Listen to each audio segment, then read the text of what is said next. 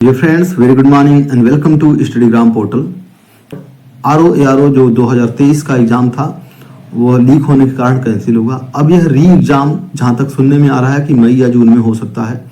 हम इसके तैयारी के लिए पीवाईक्यू को निश्चित रूप से देखेंगे और हमने क्या किया हुआ है कि एक क्वेश्चन को उठाया और पिछले 30 सालों में उससे रिलेटेड जितने क्वेश्चन आए हुए हैं उसको एक फैक्ट को एक जगह करके नोट्स बना लिया। इस वीडियो को आप पूरा देखें। हरित क्रांति पे बार बार क्वेश्चन आता है, तो हरित क्रांति सबसे पहले कब लाई गई? 1986 में, यानी 70 के दशक में लाई गई। यह 2016 में पूछी गई, 2015 में पूछी गई, 2022 में भी इस क्वेश्चन को पूछा गया था। तो अब देखिए, हरित क्रांति 1966 में होती है। अब 1866 देख लें। 1866 याद करने के लिए, 1866 में देवबंद आंदोलन हुआ था। कहाँ पे? बाराबंकी में। अब देखिए, इस समय हरित क्रांति के टाइम पे कौन था? इंदिरा गांधी पीएम थी, कृषि मंत्री श्री सुब्रमण्यम थे, और ये खाद्यान्न उत्पादन को लेकर के हरित क्रांति लाई गई थी। भारत में हरित क्रांति के फादर कौन थे? एम.एस. स्वामीनाथन थे, जिनकी अभी सितंबर में डेथ हुई है, और इनको 9 फरवरी 2024 को भारत रत्न भी दिया गया है। और पूरे विश्व में अगर देखा जाए, नॉर्मन बोरलॉग जो यूएसए के थे, ये फादर थे ग्रीन रेवोल्यूशन के पूरे विश्व में। इन्होंने मैक्सिकन गेहूं का विकास किया और इसी से ग्रीन क्रांति को बहुत ज्यादा 1970 में इनको नोबेल का शांति पुरस्कार मिला, और ये 2018 पीसीएस में पूछा गया था। भारत में गेहूं का उत्पादन 1951 से 61 में कुल सिर्फ 17 मीट्रिक टन हुआ था, लेकिन जब ग्रीन रेवोल्यूशन आया यानी हरित क्रांति आई तो क्या हुआ? ये 17 से 49 मीट्रिक टन हो गया। 1966 से 76, यानी इस 10 साल में कुल 49 मीट्रिक टन हुए, लगभग 30 मीट्रिक टन बढ़ गया। अब देखिए, पीसीएस 2022 में 75वां क्वेश्चन था, पश्चिमी यूपी के अन्य क्षेत्रों की तुलना में मोर डेवलप है।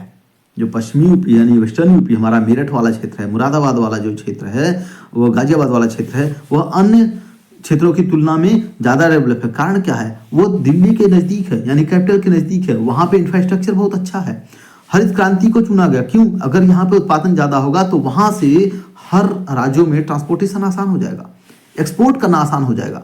तो इस तरह से उसको वहां पे हो, तो ग्रीन रेवोल्यूशन के कारण उत्पादन जो बढ़ गया और अन्य क्षेत्रों की तुलना में इसका डेवलपमेंट अधिक हो गया, व्यवसाय वहां अधिक हुए, प्रोसेसिंग क्षमताएं वहां, और सबसे अनुकूल प्रभाव जो पड़ा था वो किस पे पड़ा था? गेहूं के उत्पादन पड़ा था।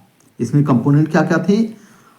हाई विल्ड वेराइटी सीड थी, यानी हाई उत्पादकता वाले बीज लाए गए थे, जैसे मैक्सिकन वीट थी। इंसेक्टिसाइड यूज किए गए, केमिकल फर्टिलाइजर यूज किए गए, इसी उर्वरक जिनको हम कहते हैं, इसी से हमारा जो उत्पादन है वो बढ़ गया। खासकर गेहूं का हरियाणा में, पंजाब में, यूपी में, पश्चिमी यूपी में बहुत जबरदस्त उत्पादन हुआ गेहूं का। इसका सबसे ज्यादा प्रभाव किस पे पड़ा? गेहूं पे पड़ा, और धान की खेती पे पड़ा। और किस किस में यूज किया गया था? गेहूं, धान, मक्का, ज्वार, बाजरा। ब्रेड बास्केट राज किसे कहते हैं?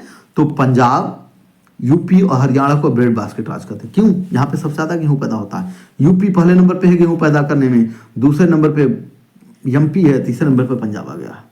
अब गेहूं की प्रजातियां कौन कौन सी है? यूपी 308, करण वंदना, डीबीडब्ल्यू 187, कल्याण, सोना, सोनालिका, रोजो, सेरा और लेरमा। ये क्या है? गेहूं की प्रजातियां हैं जो लिखित युग्मों यानी संस्थान जो दिया गया है उसमें, और जो स्थान है कौन सा सुमेलित नहीं है।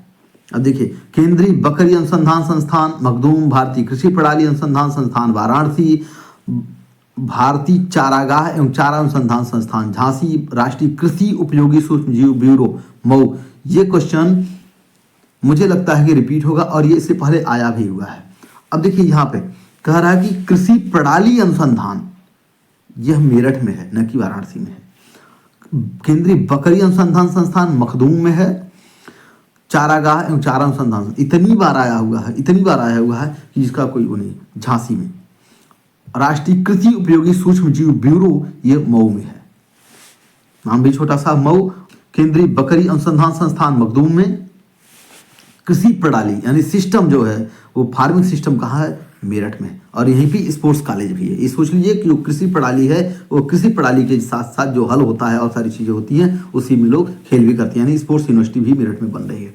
राष्ट्रीय कृषि उपयोगी सूक्ष्म जीव ब्यूरो, ये कहाँ बन रहा है? कहाँ पे है? मऊ में है। भारतीय चारागाह चारा अनुसंधान संस्थान झांसी में है और झांसी में ही टेलीफोन इंडस्ट्री भी है।